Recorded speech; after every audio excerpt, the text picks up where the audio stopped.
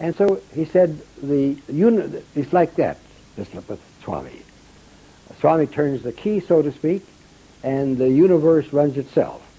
So I have lots of time to be sitting here talking to the likes of you.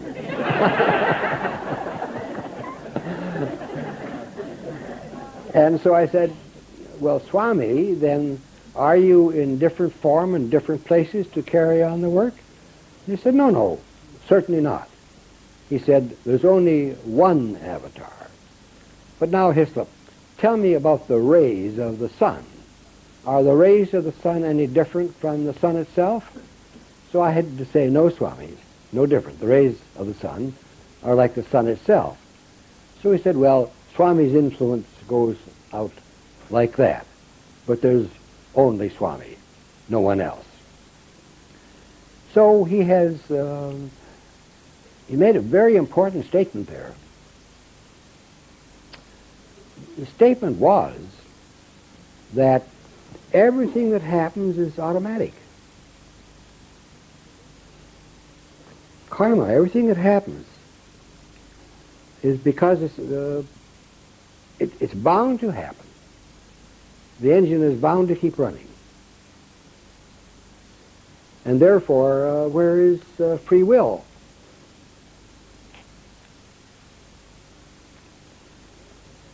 He said that anyone who is born into this world is certainly not free. He said if there's the slightest limitation on what any person does, how can you call it freedom? So therefore, one of his very important teachings is accept as my will all that happens. Whatever happens in life is God's will. And the events are brought about by causes. There is no event without a prior cause. And each cause is followed by an event. So we might think then that we are doomed by this ever-flowing stream of karma, as the Buddha has his wheel, his revolving wheel of life, where each act is a cause which fuels the next act, and the wheel revolves eternally. But Swami says that no, all those things caused by karma, all the events, the actions that you did in the past that have now brought about a karmic result. He said if they were bad actions and you have a bad result, it's what you're always complaining about, the bad results that come to you. He said those actions taken by yourself, which have bad consequences, those actions were mostly made just as a mistake, or made through ignorance, not through malevolence. And so they can be changed, because in this present split moment is eternity. The past moment is history, just a memory, gone. The next moment is just in a thought. It hasn't arrived yet. It doesn't have any existence. The only thing that has existence is this present moment. Now, this present moment. So in this present moment, if you engage yourself in good actions, Swami says that my entire life is given to seva. So plunge fully into seva. One way to change the course of karma is like people who have a garden and raise flowers and vegetables. They make a trench to put in the seeds, and then cover the seeds with soil and water the soil. And the flowers and the vegetables come up. But if you put too much dirt, too thick dirt, on top of the row of seeds, they won't sprout. They won't come up. So doing good, honest things, true things, things of which you wouldn't be ashamed to see Swami view, that is like putting so much good deeds on top of the karma, the bad deeds, that they don't have a chance to sprout. So there's no doubt at all that you can change your karma. Totally and completely. Now, I'll tell you how, totally and completely, according to Swami's statement. He said that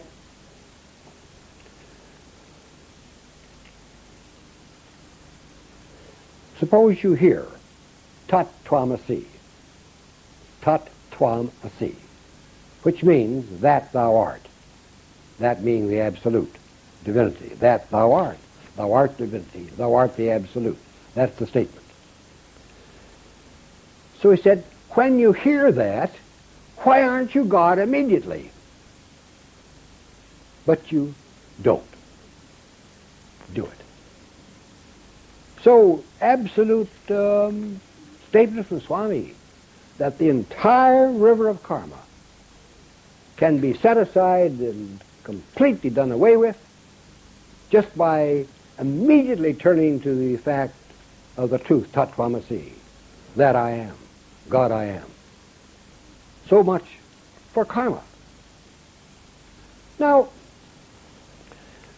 Swami said that this seemingly endless course of events in which we are engaged, in our homes, endless events, in business, endless events, on the streets, endless events, studying, going to college, getting married, having family, having accidents, all that great mix-max of human life. We call the current of life, the river of life. Swami said that that is impersonal. That river of life in which we are so profoundly caught up, and having heard that it's possible to be free of that river of life and be always free, it changes us from ordinary human beings to Satya Sai Baba devotees. And he said that river of life, that endless river of experience, is not you. It's just a process of nature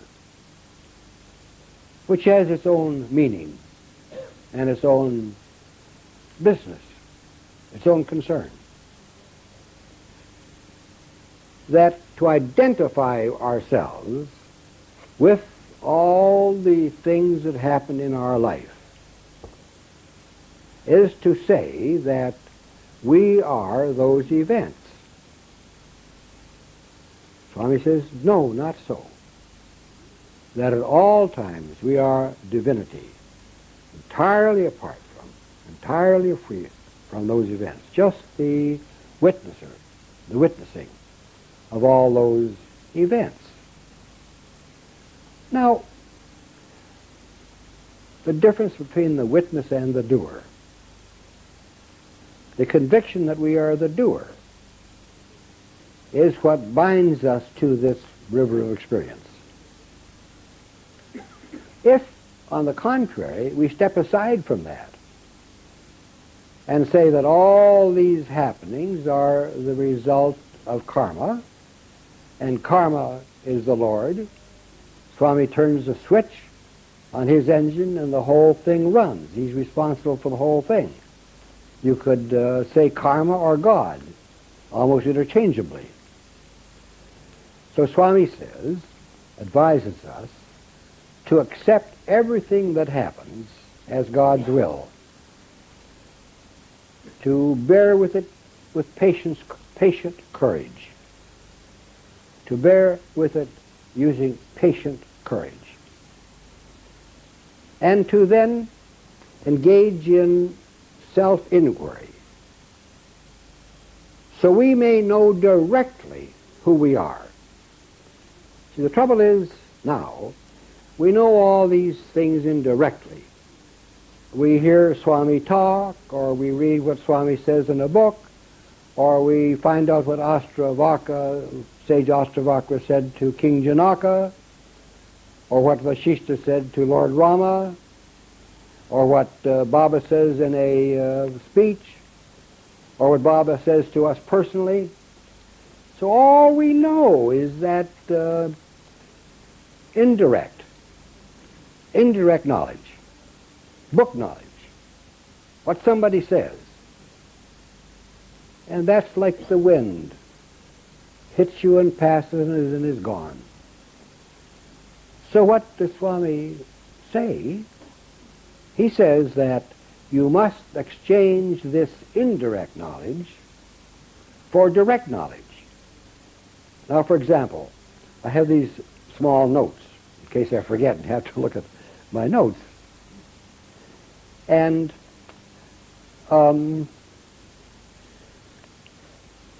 that is direct knowledge. That is, I know. I don't have to have Swami tell me, or your good selves tell me, or anybody in this world tell me that I have some notes here in my hand, piece of paper in my hand. I know it. I'll stand up against anybody on that. I know directly that I have these papers in my hand. Now that's somewhat different from indirect knowledge. Indirect knowledge is, well, he said so, or she said so, or God said so, or somebody else said so. So Swami tells us that for all this indirect knowledge, all this believing and identification with the body and so on, that has to be put aside, and you must now substitute direct knowledge. And for that, we start that path with the path of self-inquiry.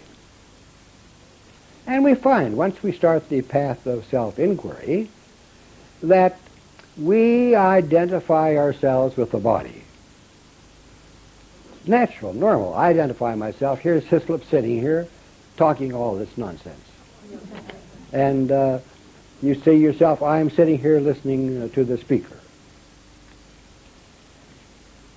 So we are identifying with a particular person. I'm identifying with this person, and you're identifying with the person that you are.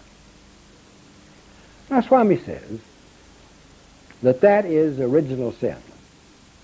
If we want to know what original sin is,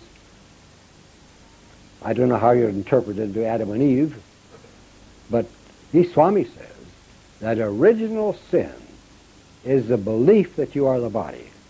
From that, all the torrent of wrong ideas and wrong actions starts and continues with that identification that we are the body.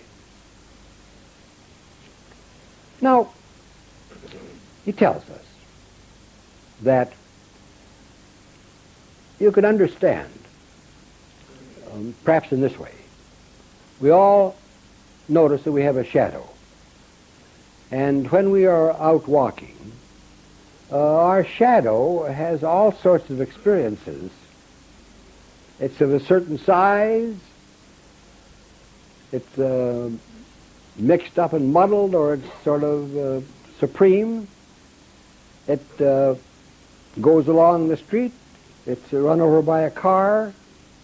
It goes through a swamp and goes through this muddy water. All these things happen to our shadow. Its career, its life, its day-to-day experience. All those things are happening to the shadow. And yet, we don't even react. Here's our poor shadow. It gets run over by a car. Do we stop and weep for the shadow? Or rush the shadow to a doctor? No. Because we know that the shadow is not ourselves. We don't identify with the shadow. So Swami says that the shadow is like yourself as a person.